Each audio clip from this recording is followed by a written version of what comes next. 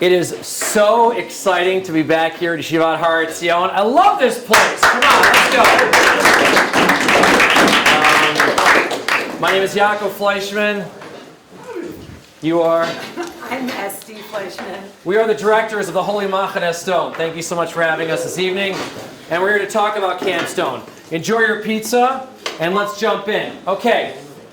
We're going to talk about two things, and then we're going to pause for questions. Oftentimes, people ask me, okay, why do I want to work at Camp Stone? What's unique about Camp Stone? What's unique about that experience? How am I making a decision? How do I compare it to other summer camps, to other things that are out there, okay? So, we're going to talk about two things, and let's jump in. I promise only two. I am kind of long-winded, but we're going to keep it short here. Short enough.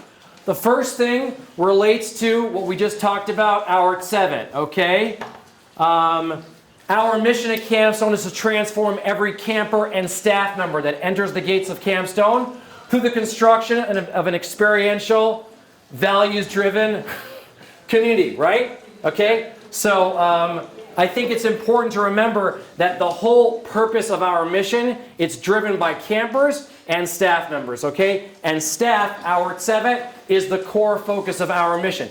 Now you're saying to yourself, oh, you're just saying that because you're here making this presentation and we're eligible to be on Tzevet.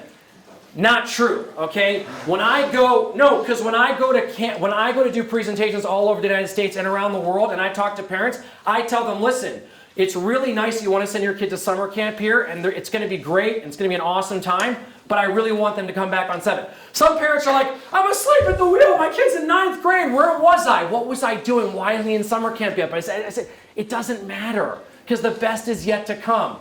9th, Machal afterwards, and then hopefully many years on Tzevet. And so then people say, like, okay, well, tell me more about this. Let's look at some numbers for a quick second, okay? For 475 campers, which we have Baruch Hashem each session, unique campers each session, there are 275 people on our Tzevet. Now, someone in this room could probably do that ratio in their head, okay? But I just want to be, that's ridiculous, okay? Look at those numbers, okay?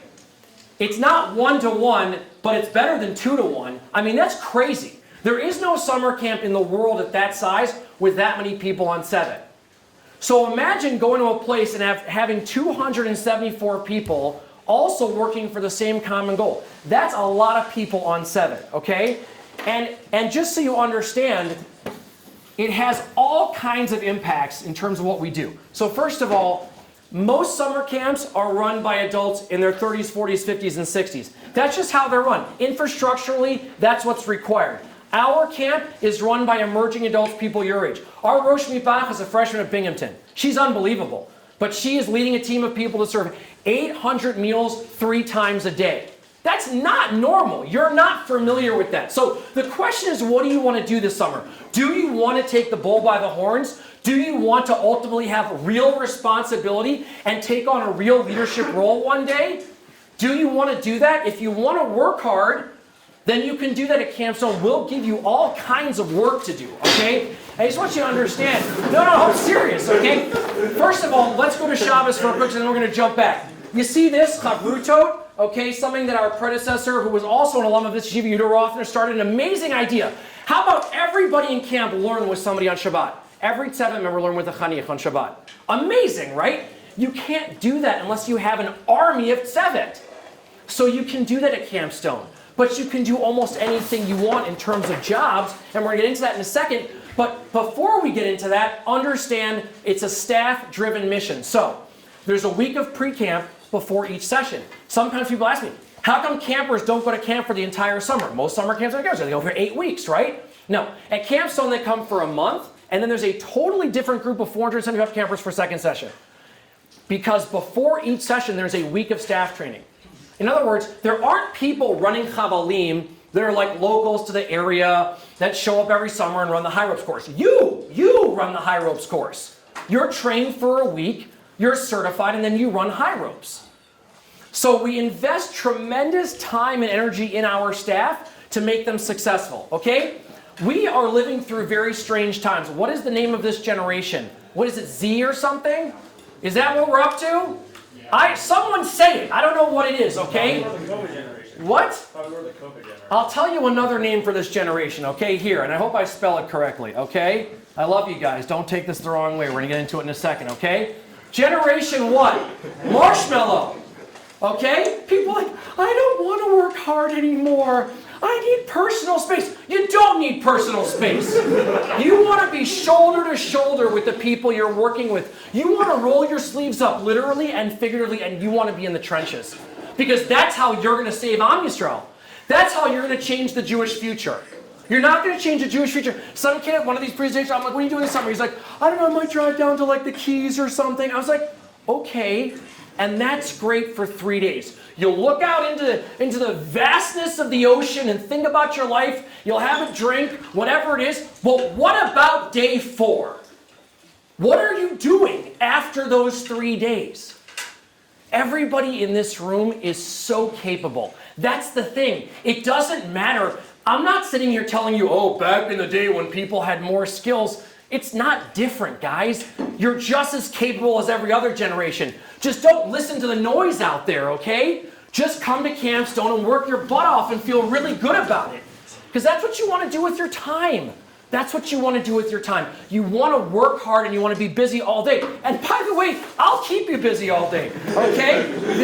This is the daily schedule, okay? That's a lot of programming, okay? And we'll get into it, but the point is it doesn't matter. We're going to talk about the Beit Midrash in a minute, okay? But we're going to get to it in a second. It doesn't matter whether you're a madrich and you're working as hadracha this summer or you're working on general tzevet. You are fully integrated with the chanichim all day long, okay?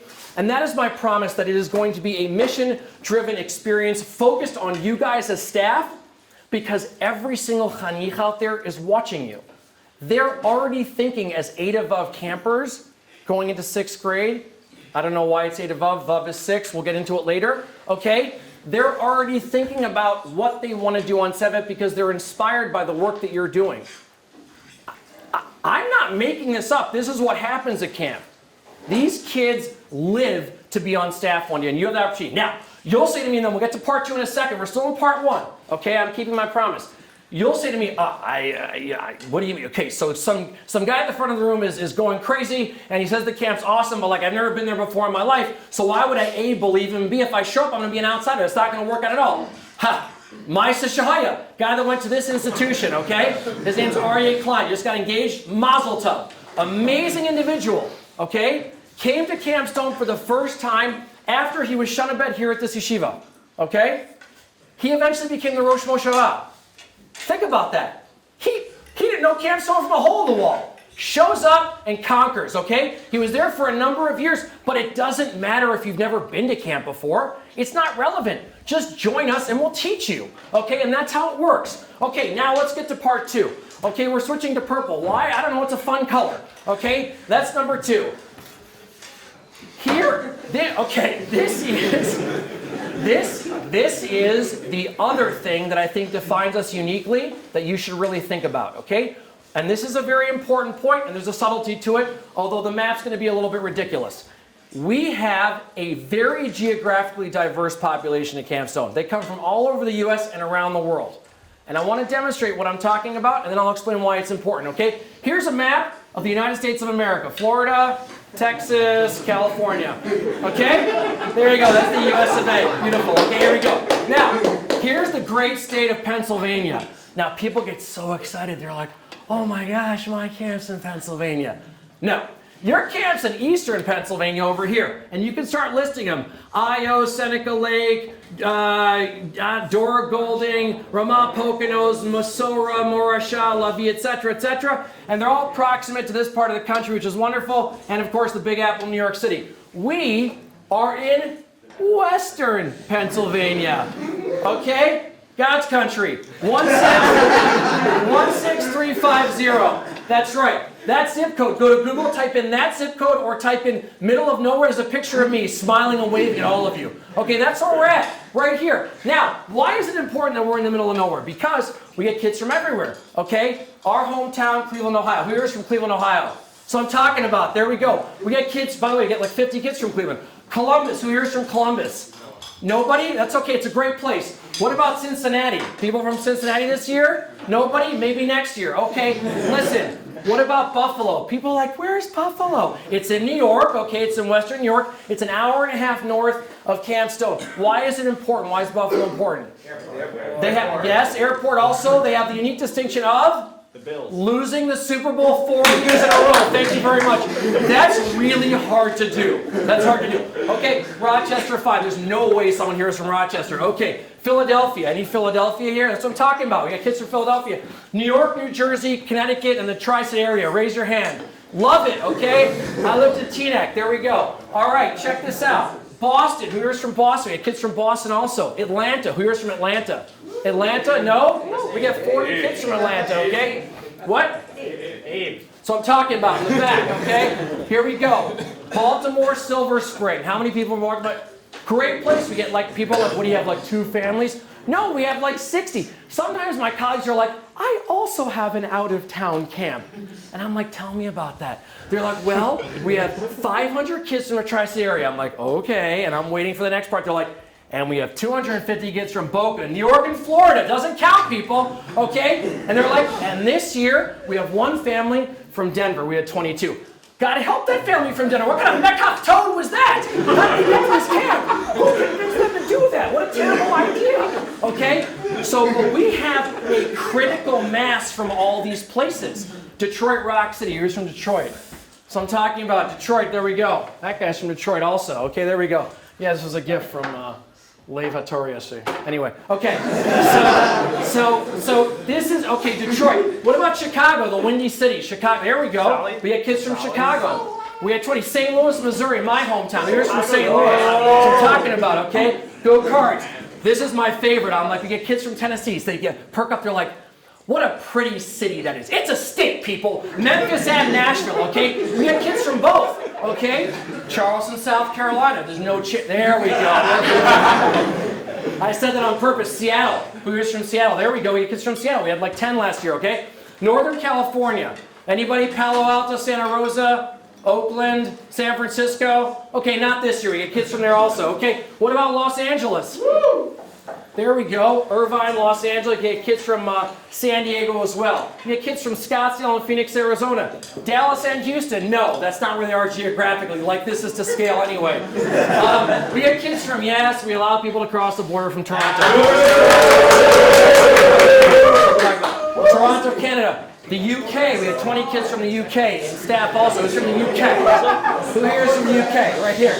Yeah, it's just north of Maine. Yes, okay, fine. What about Israel? We had 100 kids from Israel, okay? Think about that, 100 kids, it's amazing, okay? And of course we have people from South Africa, and I guess right below Australia, so that's where those are geographically. Okay, now, what is the point of this mess? And there's actually a really important point, and I think we should take a step back. Why is this important? This is important because it demonstrates something fairly unique about camp and also very important. We are a very mission-driven institution. We care a lot about coming together as a group around that mission. It's not about geography. So a lot of camps are regional. You know, pick a city, Chicago. You live in Chicago, so you go to like a Chicago camp, and a lot of kids are from that place. So maybe if you go to if you're not from Chicago and you go there, maybe you feel like an outsider. It could be like that's way for any camp in the country that's regional. Anyone there's camps in Texas like that. So a lot of kids go from one location, right? But people, it's so difficult to get to Camp Stone. It's not about geography, right? Everyone's getting on a bus. They're making the decision, or 2 flights and a bus. They're making the decision to come to Camp Stone because they want to broaden their horizons and they want to be a part of what we're doing. And then people from all these places come from all over around that. So you're coming to this place and you're meeting people you've never met before, but they're also meeting you. They're also new, and that's wonderful. So everyone's coming together. It doesn't matter where you're from. It doesn't matter who you are. You get to be successful in this environment because you're there over shared values. And that's a very important point about Camp Stone. And while we're on the topic, we'll pause for questions. Any questions so far? Otherwise, we'll move on to jobs and dates and the rest of it. Questions about the Holy Machane Stone with what we've talked about so far? Any questions at all? Okay, yes? You mentioned the mission. What's the mission? Well, the mission has to do with a few different things. Part of it relates to education, which we'll get into in a second. I could read you the whole mission statement, or I suppose we could. What should we read it again? Okay, go ahead. It's going to take seconds. Well, we read you the first paragraph. I think I actually have it here. Hold on one second. Yeah. Yaakov, 11 words. What'd you say? 11 words. Oh, that's a separate mission statement. We'll get into that too. That's a separate thing. Okay, the Tochnit. This is part 2, and we'll actually jump into this to talk about jobs. Dramatic mission statement posters on order. I've got 2 in America. It's a long story. Okay. The Tochnit educational program, developed and executed by the emerging adult staff, that's you guys, okay, is designed to nurture an appreciation of each individual's identity and role as a member of Am Yisrael, a love of Eretz Yisrael, and a profound understanding of the centrality of the Torah and the state of Israel for the Jewish people. We are a Bnei Akiva summer camp, right? And there are 5 in North America. Like the other Bnei Akiva summer camps, our camp is driven by a Tochnit, okay? But I feel like we do Tochnit on steroids, and I'll explain what that means in a second, okay? When we do education at Camp Stone, we weave the Tochnit into everything that we're doing over the course of the month. There's a massive opening Tochnit, okay? And then there's also Yom Tochnit. There are skits every day. There's night Tochnit. And everything connects back. Shir every day connects to what we are doing in Tochnit. So one of the things about the camp is that everybody working at camp in different ways are all connected to that. And let's talk about some of those jobs. We'll jump off and talk about that for a second, which I think relates back, okay? So there are a lot of jobs at Camp Stone, but it is not a sports-driven camp per se. We play sports probably 50% of the time, so there's a lot of fun activities there. But there's also a lot of other things we do that relates to arts, okay? Dramatic arts, creative arts, okay? Arts and crafts. And we have this thing that called the Village, which we'll talk about in a second. And then I want to talk about the Beit Midrash. Yes? Did you want to say? No. You jump in. Say whatever you want. I'm not in charge. By the way, everyone give a round of applause to the gatekeeper over here, okay? Her name is Esty, okay? She's the real boss, okay? You can call her the gatekeeper or Esty if I guess you want to, okay? The gatekeeper, okay? She's actually in charge of whether you get hired. She decides whether you get hired. She's in charge of all the jobs at camp, okay? Here's her WhatsApp, okay? Make sure to write mine. What did she say? I'm going to write yours this time, yeah, not mine. There you go. That's her WhatsApp, and you can talk to her. You can also email her. People are like, what's an email? We'll get into that later. Okay. That's her WhatsApp. What'd you say? We'll write the dates of camp, yes, and then I want to get back to jobs, because we got to get back to your, what was your name? I didn't catch your name. Zev. We got to get back to Zev's point, because we have to talk about jobs. June 15th is the first day of camp this year. That's the first day of pre-camp. You've got to be there for that. It's a week of pre-camp, followed by 4 weeks of camp with campers, okay? So it's a 5-week experience. Second session, it starts on July 20th, I believe, is the first day of pre-camp. Is that a Wednesday? Somebody look it up real quick. I think July 20th might be a Wednesday. I think it ends on the 19th. I hope that's right. Camp always ends on a Tuesday, but pre-camp always starts on a Wednesday, okay? Those are the dates, and this runs until August 23rd. That's the end of second session. That's relevant also, because that's an important date. What'd you say? Thank you, and this goes until July 19th. You do not have to work at camp. You do not have to work at camp for 2 sessions. You can work at camp for 1 session. You can work at camp for both sessions. It's really up to you. Like I said, they're 2 independent sessions, and those are the dates of camp. June 15th to July 19th, July 20th to August 23rd. Those are the dates of camp, okay? Now, in terms of jobs at camp, this is very important, and I want to talk about the Beit Midrash specifically. Okay. There are many jobs at camp. You can do jobs that relate to like hadracha, like we talked about. They give you a madrich, which is a very important job. You're in a bunk and you're a counselor, or you could be on Tzevet. Tzevet has multiple components. You could be involved in infrastructural work on Tzevet, like pluga, which is like hauling trash, driving tractors, maintenance, stuff like that. You could be working in the kitchen, okay? You're working in the chadarochel, shekem, etc. You could also be working to run pu'ulot. So in other words, you could be like a lifeguard. We have a brand new pool, Emir Hashem, opening at the beginning of May this year. So we have a brand new pool. We're going to need lifeguards for that, which is great. You could be like a lifeguard. You could be on chavalim, high ropes, low rope, zip line, bouldering this year, which is pretty cool. Okay, so there's jobs like that. Sports, you could be in the village. We'll get into that in a second. So you could do jobs like that. You could also, so you could do jobs like that. You can also work in the Beit Midrash, which we're going to talk about in a second. Okay. Let's talk about the village for 1 second, because I think it relates back to education, and we'll talk about why all this is relevant. Okay. Our village is cool because educationally, we use what's called tactile experiential education to connect with kids, okay? And I think this is a great example. I bring it with me all the time. What is this? Somebody tell me what this is. It's a shovel, trowel, thank you, or a spade, right? That's a more specific name for it, okay? Why does it look like this? What is? It's been used. Well, actually, 1 second. It actually hasn't been used, and it's perfect that you said that. No, I'll tell you why. This is perfect, okay?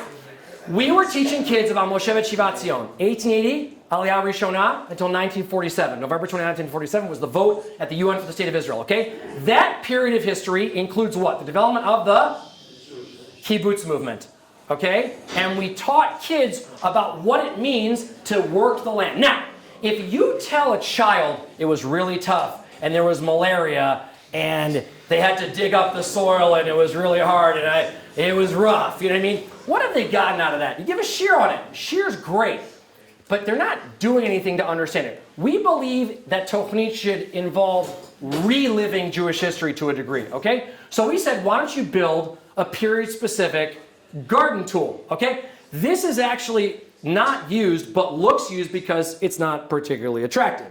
It is from 3/8 inch hot roll, which is different than cold roll, okay? You see how shiny this key, and not anymore, but you see how this silver is kind of shiny, or your MacBook, or this is a great example. Hold that up for everybody high in the air. You see that?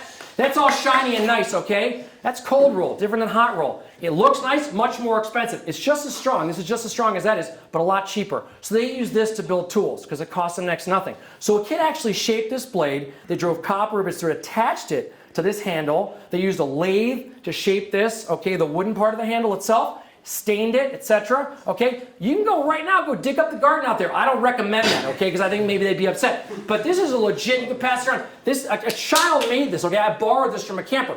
So we don't just teach them about, it's on loan, I'm going to give it back, okay? So the point is that this is a great example of making something at camp, but teaching kids about Jewish history by reliving Jewish history. That's one of 80,000 examples of what we do in the village, okay? But the point is, if you're in the village, you're able to be involved in disseminating that education. How many of you here want to continue learning Torah this summer? Or thinking about learning Torah this summer to continue, okay? Yes, many of you, okay? The question is, what do you want? Now, you can go to Kollel and you can steig all day long, okay? Morning, afternoon, night seder, Bichav Rusa, the whole thing, Shir Klali, and there's nothing, not only is there nothing wrong with that, it's a very noble endeavor. But some of you might be saying to yourselves, okay, I don't necessarily want to learn in a standard Beit Midrash, but I also want to keep up my learning. So let's talk about the Beit Midrash for a second and why it's so important at Camp Stone. Our Beit Midrash, first of all, okay, and I think we have this information. You could take a picture. If not, I could draw over here in this corner. I'm just going to erase this. Everyone knows it's Essie. It's all fine, okay? We'll do this, okay? Yeah, that's fine. Okay. Our Beit Midrash is located not Michutz Lamachane, but in the middle of camp, okay? These are like, let's say these are like the boys' bunks over here and the girls' campus is over here, okay? This building here in the middle is the Chad Aruchel. The Beit Midrash is front and center, right on top of the Chad Aruchel, proximate to like our office and all the action in the main area of camp. Why? Because we want the Beit Midrash to be fully integrated into camp. Now, are we learning Nezikin? Not necessarily. Like, if you're doing Bava Metzias, what are we doing this year? Okay, you're doing Bava Metzias. That's what I learned when I was here, okay, in 97. It's an amazing Masechet, okay? It's a little dense at times, okay? It could be exhausting, okay? But it's important to spend that kind of time learning, okay, and doing serious learning. But you might say to yourself, I want to learn at that level, but I want to learn totally different things. In our Beit Midrash, we use the Tochnit to develop sources. Our Rosh Beit Midrash first session is Rav Adi Kron, who teaches our Raita. Second session, Rav Aviad Tabori, a resident here of Alon Shvut. And his father was actually, Olav Shalom was my Rebbe here when I was at Gush. And Aviad teaches at Eretz Tzvi, and he's the Rosh Midrash. Okay, they're preparing sources, okay? And they're very interesting sources, and they're very high level, but they're totally different from what you're exposed to here. So that's number one. Exposure, and there are people in this room right now. What'd you say? What are they about? I would like you to tell everybody what they're about. What'd you say? Just tell them what they're about. What do you mean? Oh, this year? It's not. I don't think it's clear that they're about the Tochnit. Oh, sorry. Okay.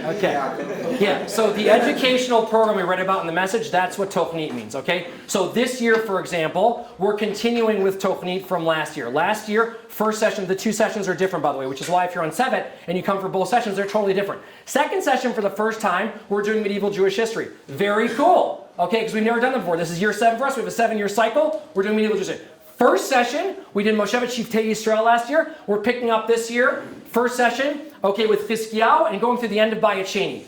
Okay, Rabbi Yochanan ben Zakkai, Yavne, the whole thing, okay? That's what we're doing first session. So, very interesting things to learn about and sources around them.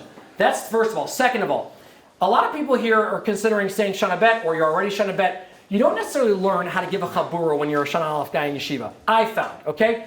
And it's a tough thing to do, to give shir to your peers, okay? In our Beit Midrash, you're forced to do that. You're forced to sit and learn, yes, also be involved in Tochni and a lot of fun stuff at camp and many other things which we'll get into, and give shir, etc. But also, you will be able to give a chabura to your peers in the Beit Midrash, and you will learn how to give shir. Because ultimately, a lot of you are going to go back to the communities you live in, whether here or back in America, and hopefully, all the serious Torah learning that you were doing for the time you were here in Yeshivat Etzion will be able to lead to not only continued learning for you individually, but also to be able to give shirim in your community. And to give shir effectively, you have to learn how to do that. You have to be able to deliver a shir, and we teach that in our Beit Midrash. Okay? So our Beit Midrash is very dynamic. Middle of camp, interesting makorot for things we're learning related to Tochnit, Seder and Shir, but also involvement in Tochnit and involvement with campers, and of course, learning how to give a chabura. Now, over the course of the day, there's lots of things you can do. So you're sort of like, 1 second, I want to be a madrich, I want to be with kids all day. Oh, I don't want to be a madrich, I want to be in the Beit Midrash, I do a different job, but what's my involvement with campers every day? We talked about Shabbat and Chavrutot, but look at this during the day, okay? Listen, if you want to go to Mifkad, you can, okay? Even if you're not a madrich. Welcome to the party, okay? But you're going to be in Tefillah, okay? With, it depends what Eidah you're assigned to. Okay, then of course everyone eats meals together. Then there's going to be shir and nikayon. So you're going to have shir slots. You'll be giving shir, obviously, to campers. You'll be assigned to an age group. It's like chabura style, so it's like a 1-to-6 ratio.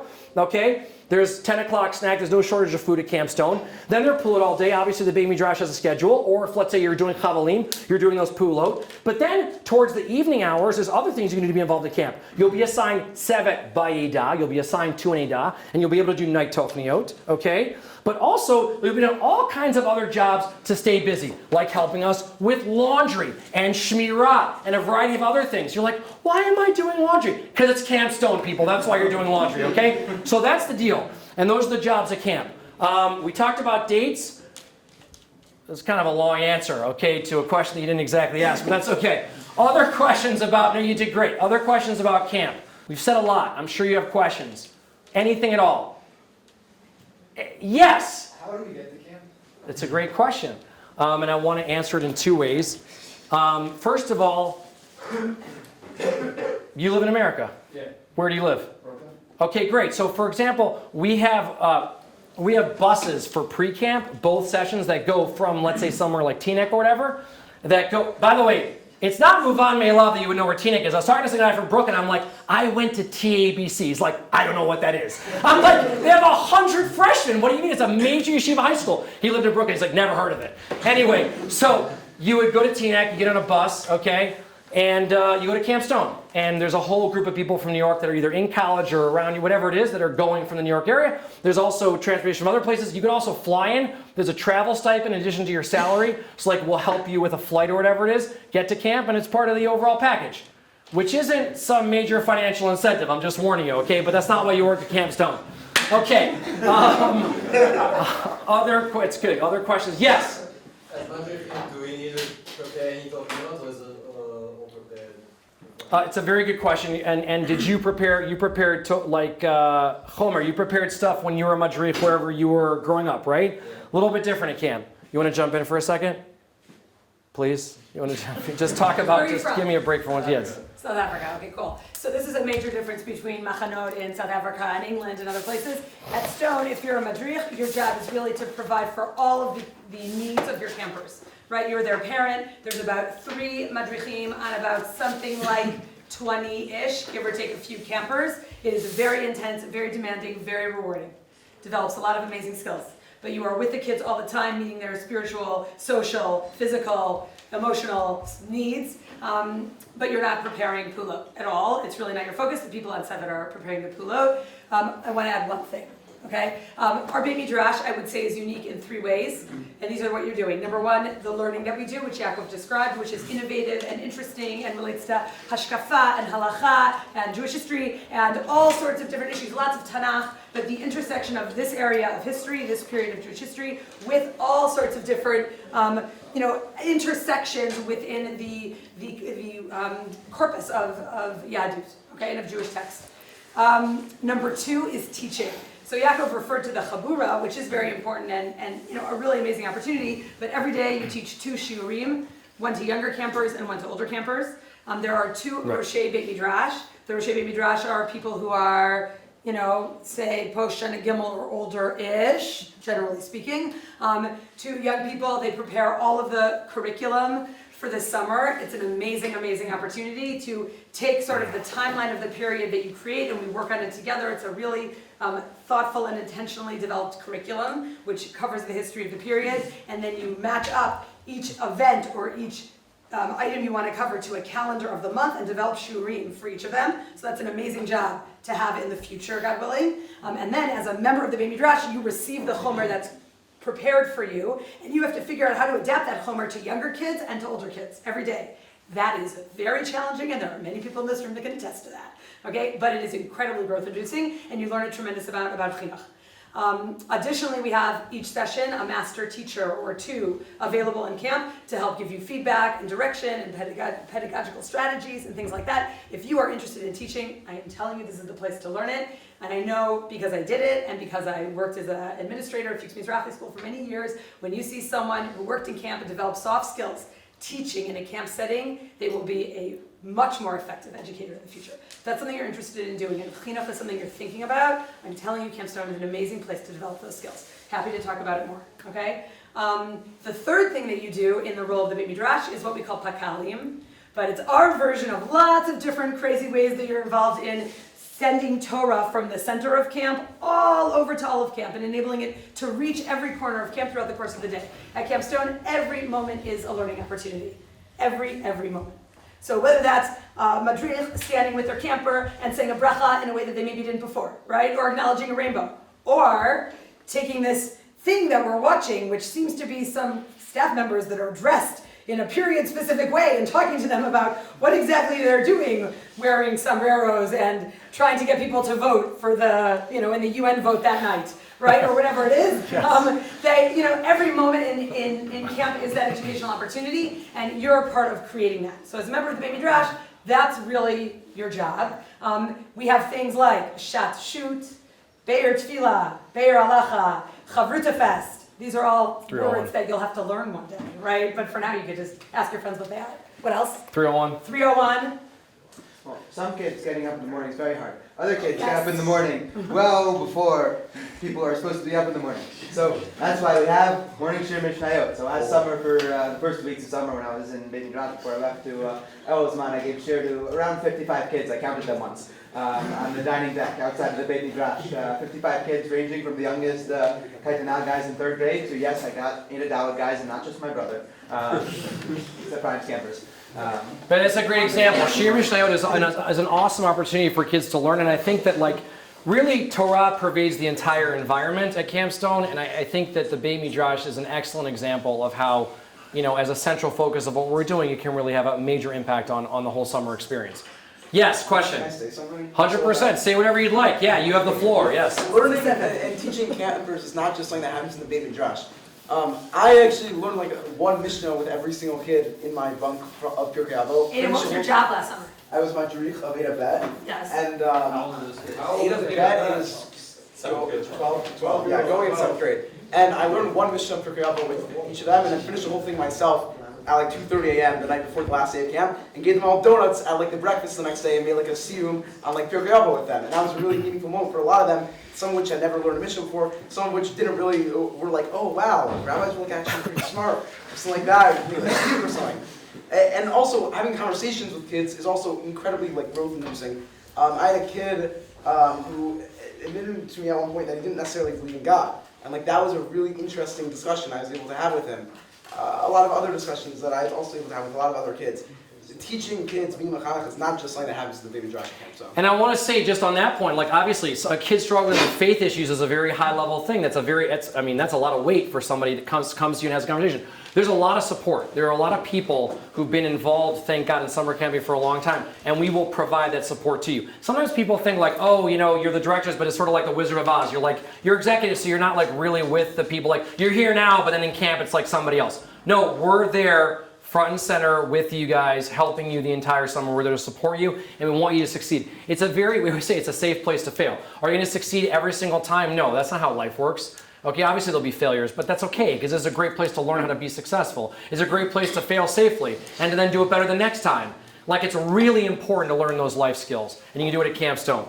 Okay, great. Other questions about camp at all? Any other questions about camp? Yes, go ahead. Well, yeah, go ahead. Sorry here, yes. Which activities are you adding to the village, like as special activities to like connect? That's a good question. I don't have it all decided just yet. It's a very good question, and it's being worked on by the our Roche Village. our Roche Village, and we have some returning Roche Village, which is very exciting. So we're already starting to work on that. Just to clarify 1 second, 2 more points. Yeah, go ahead. One is you can also give shir if you're on Tzevet. You don't have to only be in the Beit Midrash. So if you come and you say, I really want to be on General Tzevet, but it's really important to me to give shir, you can do that once a day, easy.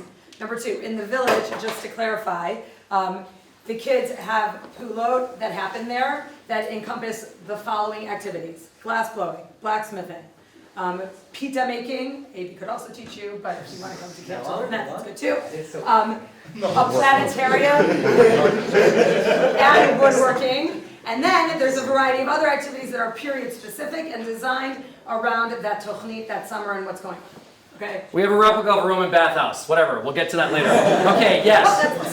It is the. Yes. Go ahead. When is the deadline for staff to apply? Fantastic, and I'm glad you raised it. I think I put this up. There's no deadline because HaKadosh Baruch Hu wants all of you to make sure you make the right decision to go to Campstone. Okay. Now look. Okay. Campstone.org. Okay. Okay, don't go to .com, and if you just Google Campstone, there's like a military base in Afghanistan. I'm serious, okay? Campstone.org, okay? There you go, okay?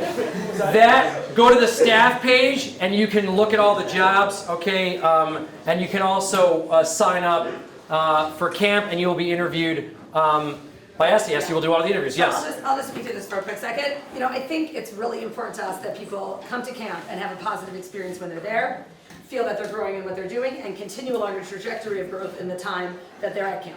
And we invest a lot of time in that, really, ourselves. So I meet with everybody who applies. So when you apply and you read the descriptions, and you're sort of like, I don't know what all this means, and what is a basilisk hunter, and maybe an aslan hunter, and I don't know what job I want. And if you don't know what I'm saying, you'll figure it out when you read the application. But don't take it too seriously. Think about what you want. Don't worry about it. We'll sit together, we'll chat, we'll talk about what you're good at, what you like, where you want to grow, and how you can do that at camp. And I do that also with all of our returning Tzevet. Everybody who's been there, we're going to meet, we're going to chat, we're going to talk, and see what you want to do this summer and where that could go in the future. Okay, so I'll probably come back here, actually, at some point in the next 2-3 weeks. Park myself here, and we'll just sit for a while. Question up here, go ahead. How does like special Tzevet, I guess like lifeguard or other unique things in the village more connect with Hope Tochnit and education of Hope Camp? So, I mean, I think it happens in a number of different ways over the course of the day. I mean, beyond the pulot that you're running, like let's say, for example, we decide we're not going to have pulot that day, we're going to have like a Yom Tochnit. Everybody from all of Tzevet's helping out. It doesn't matter that you're in the Beit Midrash, you're in the Misrad, or you're like upper level staff. Whoever you are, you're helping out with that. Just like the way when we do, it's the same as when we have Color War and every on-off of camp is helping to help run Color War. Whether it's like, a relay race or whatever it is, you know what I mean? So all those things matter. Every on-off matters in terms of the overall program. Then, like we were talking about before, you could give shir. You could also be involved in night tochnot because you're assigned to Tzevet by Edah. So like there's going to be Tochnit related night Tochnot, and then you as a member of Tzevet are going to be with that Edah doing that, right? You could be somebody who loves doing skits, so like either on Friday night, like we do stuff like on Shabat in the course of Tefillah. We also do stuff like before lunch. There's like a pre-lunch skit. I think that's actually on the schedule. Okay, see, pre-lunch skit, then lunch. Okay. So in the pre-lunch skit, like if you're really good at acting or you want to be involved, you love Tochnit, like you could jump into stuff like that. So there's a lot of opportunities if you're looking for them to be involved in the education outside of like your specific job. I think there's a lot of opportunities. Yes, go ahead. I noticed when you picked that up, it said that there's something called a Ruchat Eser at 10:40, and I was trying to figure out why a meal that's called the meal at 10 was at 10:40. You know what? That's a good question. Probably at some point it was actually at 10 o'clock. And by the way, there are days when it is actually at 10 o'clock, okay? But the more important thing is what are we serving, okay? Chocolate milk, cheese sticks, and fruits and vegetables. Very important meal. We serve food 5 times. You don't go 3 minutes at Camp Stone without eating, okay? So there's breakfast, arochat eser, lunch, shekem, and dinner. We eat all day long. It's wonderful. Yes, question? Talk about Shabbat account. We could talk about Shabbat at camp, and one of the things I want to highlight about Shabbat at camp is important. Some of you are thinking like, this is kind of, and we're gonna actually officially end in like another minute or two, and then we'll break, and then you can stay and ask questions if you want to. We got to take a picture. And this is actually a good point to sort of end on, I think, for right now. Shabbat at camp. This schedule, as you'll notice, is a lot less busy than this schedule. And one of the reasons for that is because the entire machaneh is really together on Shabbat. So sometimes people say like, oh, this is like such a big camp, 475 campers, 475 staff members, that's huge, that's like 800 people, and you had guests, that, whatever. I'm not going to know everybody, I want something smaller. Maybe. I think it's a lot of fun. I don't really ever get the feeling when I'm walking around camp that people don't know each other. It's very tough. Like people are really kind of packed into one main area of camp. We have a lot of property and we have lots of trails for horseback riding and it's awesome, okay? And we got lots of space, but we operate in close quarters and we really like to make sure that everybody is like, we don't do meal shifts, for example, like everyone's together, okay? On Shabbat, it's the best example of that. When we daven Kabbalat Shabbat together, it's the whole machaneh together, davening Kabbalat Shabbat, okay? And then when we have dinner, and we have dancing, and we have all the ruach that goes along with that, and then ongim, which are divided by Idah, it's all in and around the main area of camp. Okay? Yeah, tefillah is divided up, but then we come right back together for lunch, and we're also together for mincha, followed by Sudah Shlishit and slow shira, where everybody's in the Chana Aruch together. So I think one of the beautiful things about camp is, yeah, during the week, things are divided by bunk, and there's like a lot of time with your bunk and your Idah. But then on Shabbat, we really operate as one machaneh, and everybody really knows everybody else, which I think is wonderful. Okay, good? Break? Okay, 1 second, we'll take a quick picture, okay? Hold on 1 second, here we go. Where do I stand? I don't even know where to stand here. Hold on a second. Okay, here we go. We'll put this up. Everyone get in, okay? We all get in here somehow? Let's go. Okay, make it wider, not on a selfie. Give me your camera, yeah. Your camera, give me your camera. Hold on 1 second. Too many people, good problem to have. Hold on 1 second. Also, there's like giveaways. There's pop-its and keychains. 1 second. Okay, hold on. Yes, do we have everybody? Yes, no? Come on, get in, everybody. Everybody in? Do you see yourself? You're not in. I'm not in. Hold on. Ah! There we go. You guys were awesome.